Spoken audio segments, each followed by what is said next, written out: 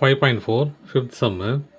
Find the equation of a straight line passing through the points P minus 5, 2 and parallel to the line joining the points Q 3, minus 2 and R minus 5, 4. என்ன சொல்ல வராங்க அப்படின்னா, இப்போது ஒரு line இருக்குது, ஒரு straight line இருக்குது. அந்த லைனுக்கு 2 பாயிண்ட்டை கொடுத்துட்டாங்க, Q Rன்னு. ஓகேவா? இதுக்கு பேரலாக ஒரு லைன் இருக்குது. அந்த லைனுக்கு ஒரு பாயிண்ட்டு தான் கொடுத்துருக்காங்க, இன்னொரு பாயிண்ட்டு கொடுக்கல. சரியா? இப்போது இந்த லைனுக்கு ஈக்குவேஷன் கண்டுபிடிக்கணும். சரியா? அப்போ நம்ம என்ன பண்ணுவோம், இது ஸ்லோப்பை கண்டுபிடிச்சிட்டு இது M1 வரும் இல்லையா, அப்புறம் M2 கிடைக்கும். M1 வச்சு M2 கிடைக்கும். ஏன் பேரலல்னா ஈக்குவலாக இருக்கும். M1 M2வும் பர்பண்டிகுலர்னா மல்டிப்ளை பண்ணால் -1 வரும் இல்லையா. அப்போது இது ரெண்டுமே பேரலல்னு சொன்னாங்கன்னா, இவங்க இன்ட்டு கொடுத்துட்டாங்க இல்லையா பேரலல்னு. அப்போ 2 பேரலல்னா ரெண்டுமே ஈக்குவலாக தான் இருக்கும். அப்போ இதோட ஸ்லோப்பை கண்டுபிடிச்சிட்டா இதோட ஸ்லோப்பு கண்டுபிடிச்ச மாதிரி ஆகிடும். அந்த ஸ்லோப்பையும் இந்த ஒரு பாயிண்ட்டையும் வச்சு அந்த 1 பாயிண்ட் ஃபார்முலா இருக்கு இல்லையா, அதை வச்சு நம்ம ஈக்குவேஷன் கண்டுபிடிச்சிடலாம். இப்போ முதல்ல நம்ம இதுக்கு M1 கண்டுபிடிப்போம், ஸ்லோப் கண்டுபிடிப்போம். இப்போ 2 பாயிண்ட் கொடுத்துருக்காங்க, அப்போ 2 பாயிண்ட் ஃபார்முலா இல்லையா ஸ்லோப் கண்டுபிடிக்கிறதுக்கு. 3, -2 ஆறுங்கிறதுனது -5, 4. அப்போது இது x1 y1, இது x2 y2. ஸ்லோப் ஃபார்முலா என்ன? 2 point formula y2 minus y1 divided by x2 minus x1 இல்லையா. அப்போது y2 என்னது? y2 4, இங்கே y1 y2 இல்லையா, y1 தான் இருக்குது. அப்போது மைனஸ், ஏன்னா y2 minus of 2 divided by x2 என்னது? -5 மைனஸ் இங்கே ஃபார்முலாவில் இருக்குது 3. அப்போது ரெண்டுமே இது ரெண்டு பாருங்கள், M1 equal to minus into minus plus ஆகிடுமா.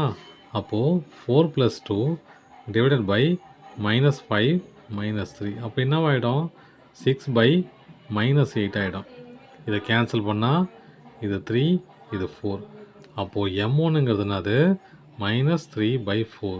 இங்கே பாருங்கள், M1 வந்து -3/4 இருக்கும்போது இதுக்கு பேரலாக இருக்கிற இன்னொரு ஸ்லோப் எப்படி இருக்கும்? அதுவும் -3/4 தான் இருக்கும் இல்லையா. அப்போது இந்த ஸ்லோப்பும் கிடச்சிச்சு, இந்த பாயிண்ட்டும் கிடச்சிச்சு, ஒரு பாயிண்ட்டு. அப்போது 1 பாயிண்ட் ஃபார்முலா என்ன சொல்லுது அப்படின்னா, 1 பாயிண்ட் ஃபார்முலா என்ன சொல்லுது? y minus y1 equal to m into x minus x1 இல்லையா. இதுதான் ஃபார்முலா, 1 பாயிண்ட் ஃபார்முலா. நம்ம இதை இந்த ஒரு பாயிண்ட் எடுத்துக்கலாம். என்ன பாயிண்ட் எடுத்துருக்காங்க?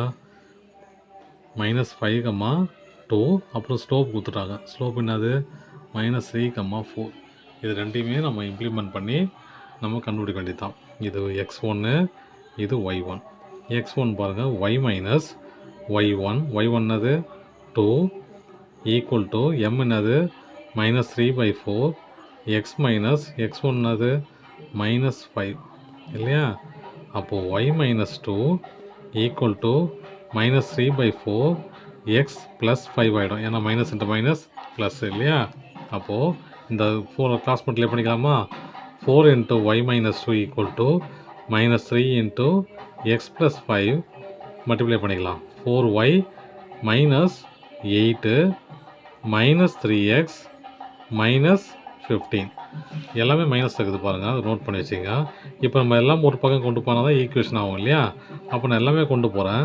-3x இது அந்த பக்கம் போச்சுன்னா -4y, இது அந்த பக்கம் போச்சுன்னா +8, இது ஏற்கனவே -15 ஈக்குவல் டு 0.